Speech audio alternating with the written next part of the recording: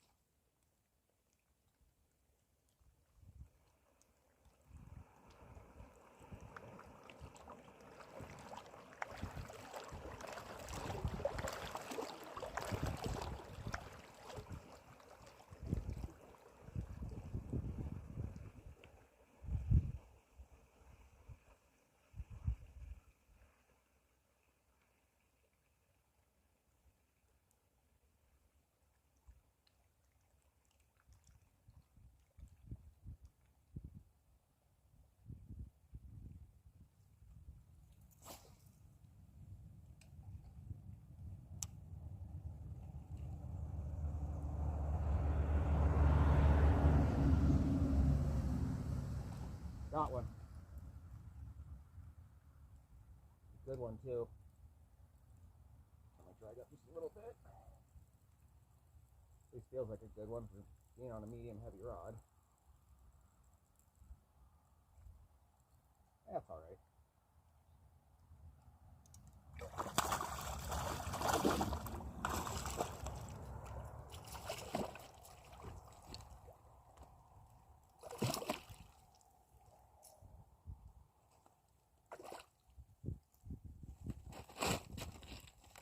Good sized fish. Split jaw.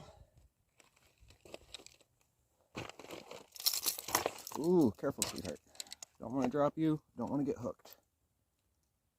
Now that split jaw looks awful familiar. I have a feeling I've caught this fish before. And if it's the one I'm thinking of, I caught it down shore about 100, 200 yards maybe. And I actually caught it twice. So if this is the fish I'm thinking of, I've caught her 3 times. She looks like she'll go 3-ish pounds. Let's check, see if I got a mark on her. No. Yeah, that second spine. First spine's pretty short. Second spine looks like it's been marked. This looks like one of my homies from a couple years ago. Second spine marked again. Nice and flat, just so I can tell if I've caught it before. Now, let's see if I reposition my camera real quick. Get her on the measuring board. Yeah, where the hell did I set my phone? That'll do for now.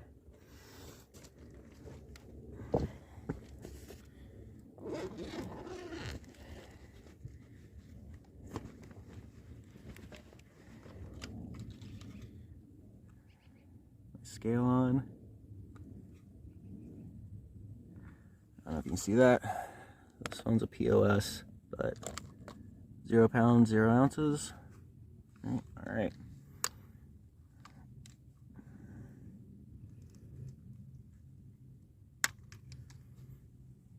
Probably go 2.5. All right. Stopped on 3 pounds, 12 ounces. Oh, it's bouncing.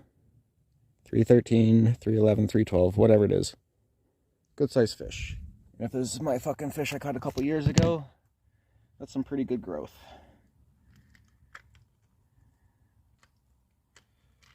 Come on, let's go. Shut off my scale. Alright, grab my bump board real quick. Get a length. I'm thinking this is gonna go probably 18 inches easy. Need a good flat spot. Flat spot on the rocks. Not necessarily feasible. Go down here. Alright. By the way, this is my first fish, first largemouth on the bio wake shad from Fish Lab Tackle.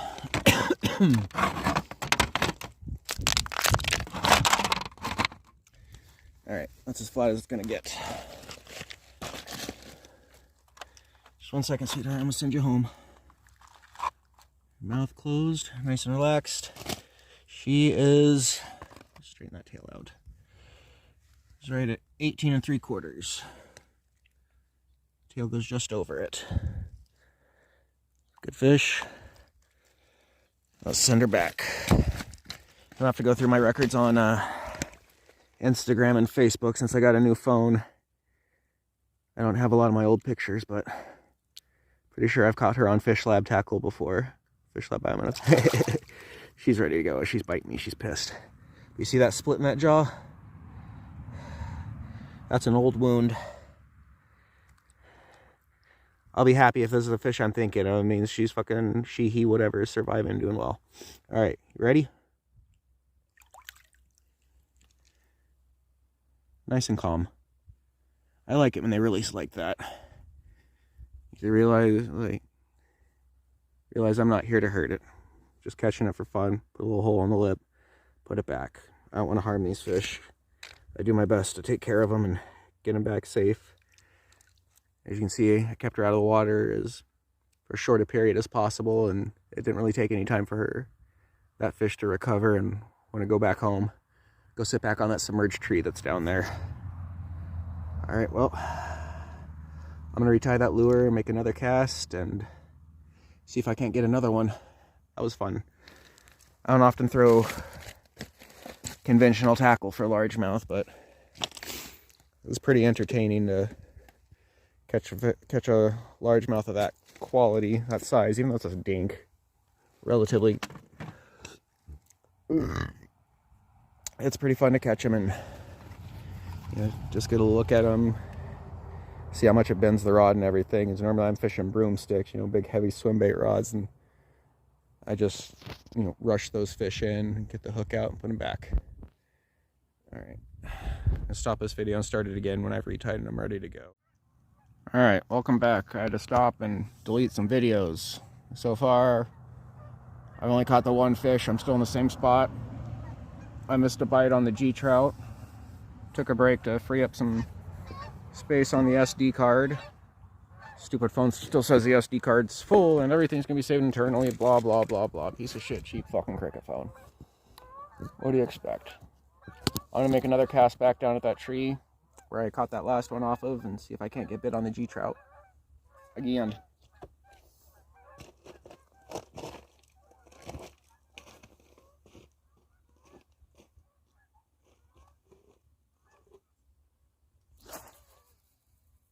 Too far out. I'm still gonna fish it, but very far out.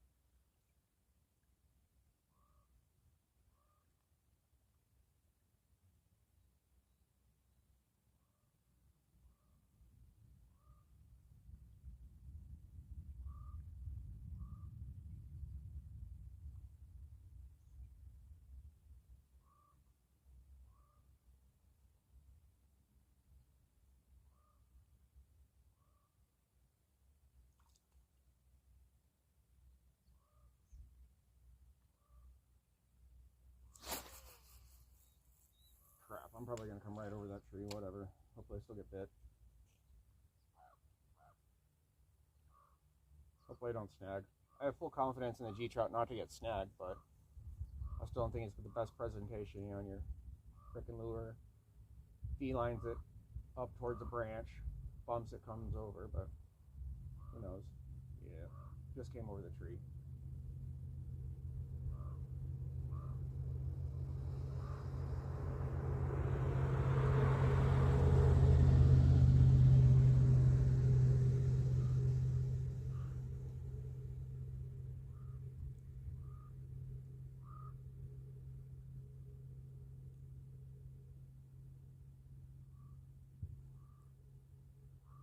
That felt kind of like a bite, but it was more investigatory than anything. Try another one. Go out, out. Oh, I'm gonna come over that tree again.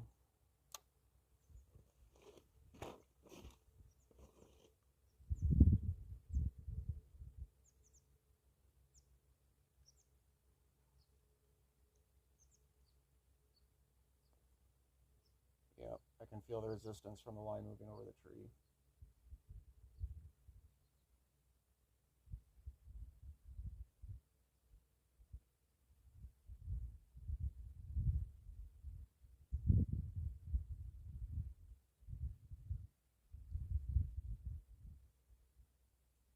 I need to be just a little bit further out.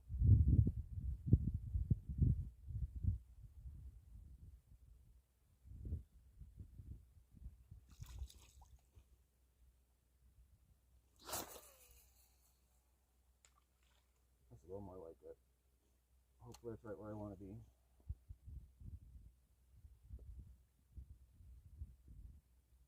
I'll be able to tell when I start reeling. You can feel the line digging into the tree. It's been down there for a long time, so the wood's very soft. Oh, I'm still over a branch. I can feel it. Just came over the tree. Got bit. Got one. What do you know? I didn't think that would happen. Shad drag's nice and tight.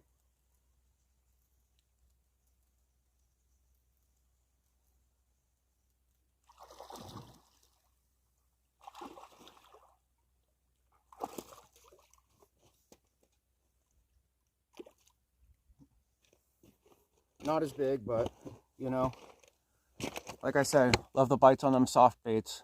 This fish is like probably 1.5 pounds. I'm not going to weigh it. Just give it a quick mark and get it back in the water. After it came over that tree too, I didn't think I'd get bit just because it seemed like it'd be suspicious activity, but you know, fall's coming on, fish want to feed up and get fat, so they're going to be a little less picky, less discerning than usual.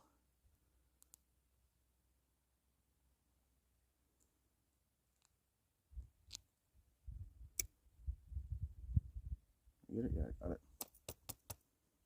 Double check. Oh yeah, definitely got it. I'll use a little bit more. I don't know if this causes the fish any pain or whatever, but it's not detrimental to them by any means. Just a little mark to show that I caught it and, you know, reference for the future. You'd be surprised, but I catch the same fish fairly often. Not all the time, but quite a bit. Little dinker. 1/8 to 8-inch G-Trout. It's already ready to go.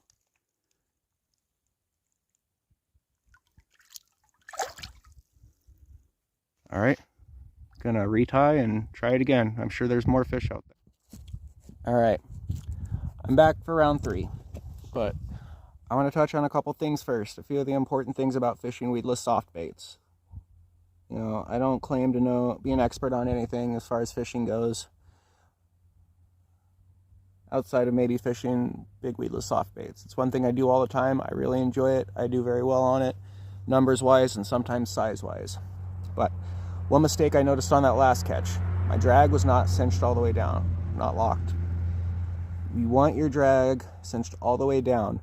It's a big ass 10-aught hook. It's a 10-aught owner beast, 1/2 ounce. No, 1/3 ounce, I think. Whatever. It's a big ass thick fucking hook. You need your drag cinched down all the way, because when you set that hook, if that drag slips, that hook is not going to set. You need a lot of power to drive that hook through the fish's mouth. That being said, luckily I didn't lose that fish, but if that had been a bigger fish, I probably would have lost it.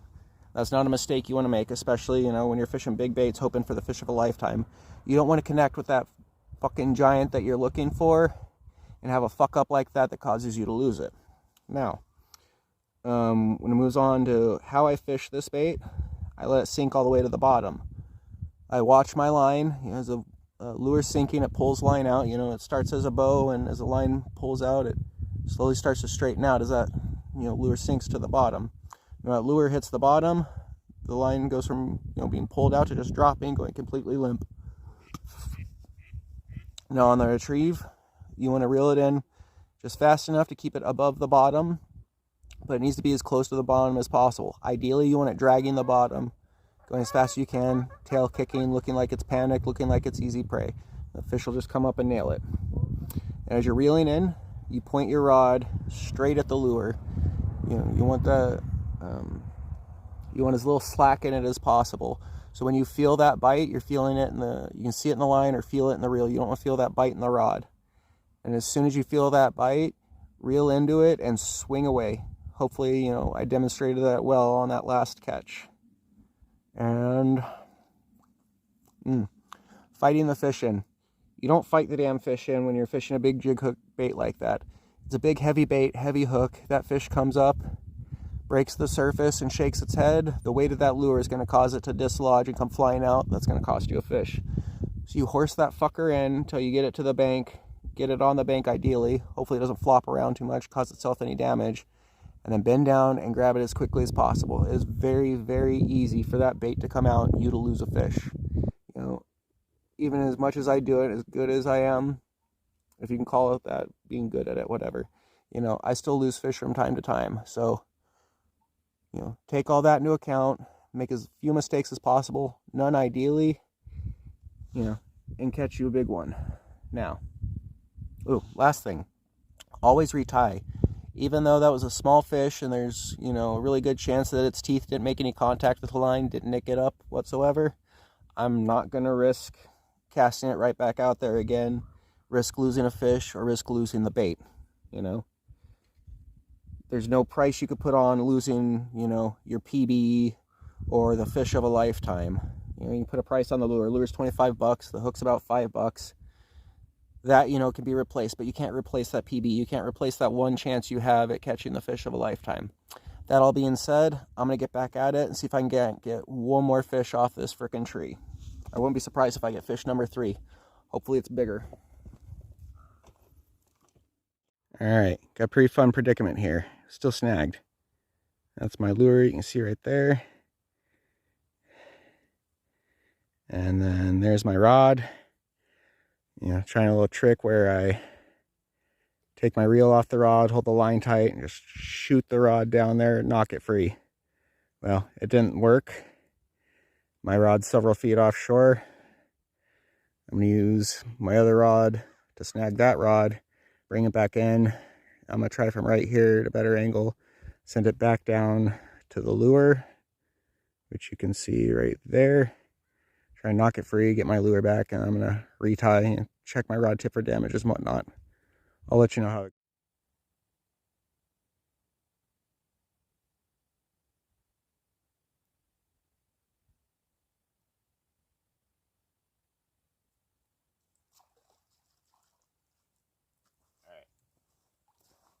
I'm calling it a day. I probably won't even upload this part. Just a couple of cast to catches and throw that on YouTube for y'all's entertainment and learning purposes. But if I do throw this on and this is the end of the video, I bid you all adieu.